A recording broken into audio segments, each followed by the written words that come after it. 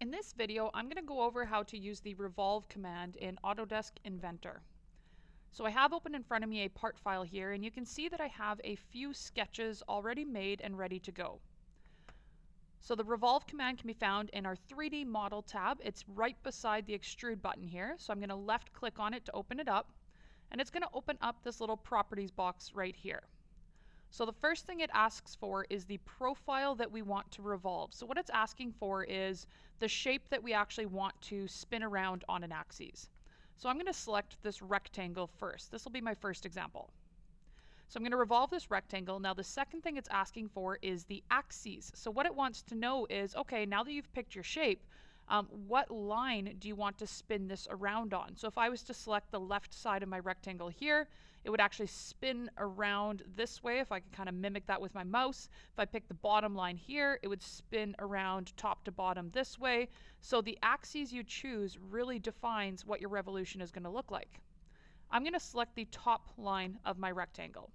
So that axis is that center line, and it has to be a straight line here. So it's the center line that that rectangle spins around on. And when we spin a rectangle in a full circle, we end up with a cylinder shape here. So you'll notice a couple of things by default. First off, it's going 360 degrees around. So it's going one full revolution of our circle. Now, if I only wanted it to go half of the circle, I could type in 180. If I wanted it to go a quarter of the circle, let's say, I could type in 90, or I could even go something funky like 42.35 degrees, and it would do that as well, which we can see on the screen here. So you can type in whichever angle you want. I'm going to make it a little bit bigger than that. I'm going to go 3/4 of the circle, or 270 degrees. And now the next thing you'll notice is it's going in a counterclockwise direction. So from where my sketch started, it's going counterclockwise whatever angle I type in. Now, what if I want it to go the other way? So the direction options in Revolve are the exact same as the direction options in with our Extrude command, actually. So we have, by default, we have our default direction, or if you're using an older version of Inventor, it's called direction 1. If I can hover over this, there we go. It says default. So default is counterclockwise. So the next button over is flipped. Flipped will turn it, as we can see on the screen here, and instead of going counterclockwise, it's now going in a clockwise direction from that starting sketch. The next direction option is symmetrical. So what it does is from that sketch, it does half of the angle in a counterclockwise and half of the angle in a clockwise direction.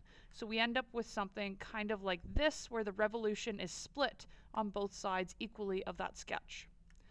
And our last direction option is the asymmetric option. And what asymmetric means is it goes whatever angle you type in direction 1, which is our counterclockwise direction, and then the second angle you type in the clockwise direction. So we could change these. I could go maybe 180 degrees counterclockwise. So from my sketch, which is right here, we're going 180 degrees this way. And from my sketch, we're going, oh, let's type in 55 degrees. 55 degrees in a clockwise direction. So that's what the asymmetric option does for us. So I'm going to go ahead and click OK. And there we have it. There's our first revolution. Now let's do this again with a more difficult shape than just a rectangle. So I'm going to turn the visibility of my sketch back on. And the next example I have here is a very quickly drawn Christmas tree looking profile.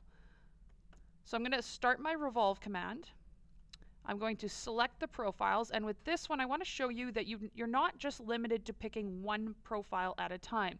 I'm going to select the tree, but I'm also going to select the tree trunk down here at the same time. So you can revolve multiple profiles at the same time. Next, we choose our axes here, so I'm going to click on the Select Axes option, and I want to choose the center of my tree so that this revolves around the center of that tree to give me a full tree here. And because I don't want it to look like somebody took a chainsaw to half of the tree here, I'm going to go a full 360 degrees. Now, because I'm going 360 degrees, I don't actually care whether it goes in direction 1 or direction 2 because it will give me the same output. Now you'll notice one more thing. Just like with Extrude, once you have your first 3D feature in your part file, so for example, our first 3D feature was this partial cylinder, now it's giving me an output option with our Boolean operations here. So we've got join, cut, or intersect options. So I can actually cut out a shape with using the revolve command. I'm not limited to just joining. Now, because my tree doesn't overlap my cylinder, there's no sense in me cutting. So I'm going to leave it on join and click OK. So there we have it. There's our second revolved shape, if I can spin it around so you guys can see. Now I have one more example here, so let's use revolve again.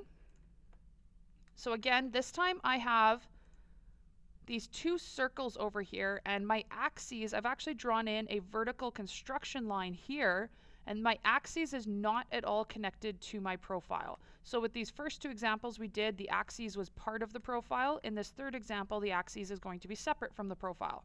So I'm going to start by selecting both shapes of my circle. Next, I'll select my construction line here as my axes, and you can see it's giving me sort of a donut shape here, or a ring shape. I'm only going to go 180 degrees, and I actually want it to go in the default direction there. So I just flipped my direction there. So this is what we're looking at. Okay, and I'm going to choose the join option because, again, this isn't overlapping anything, and I'm going to click OK. So there we have our ring shape. You can see revolving a circle around a separate axis gives us that nice rounded edge all the way around. So it's a pipe, or it's a D-ring, or it's a, half of a pool noodle, whatever you'd like there. Now let's revolve one more time, and I'm going to cut out this little circle on the inside here this time.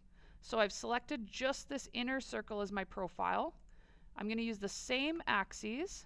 I'm going to go in the default direction again, so it's going through my pool noodle here. And this time under Boolean, I'm going to choose cut. I just want to show you that revolve can be used to cut out features as well.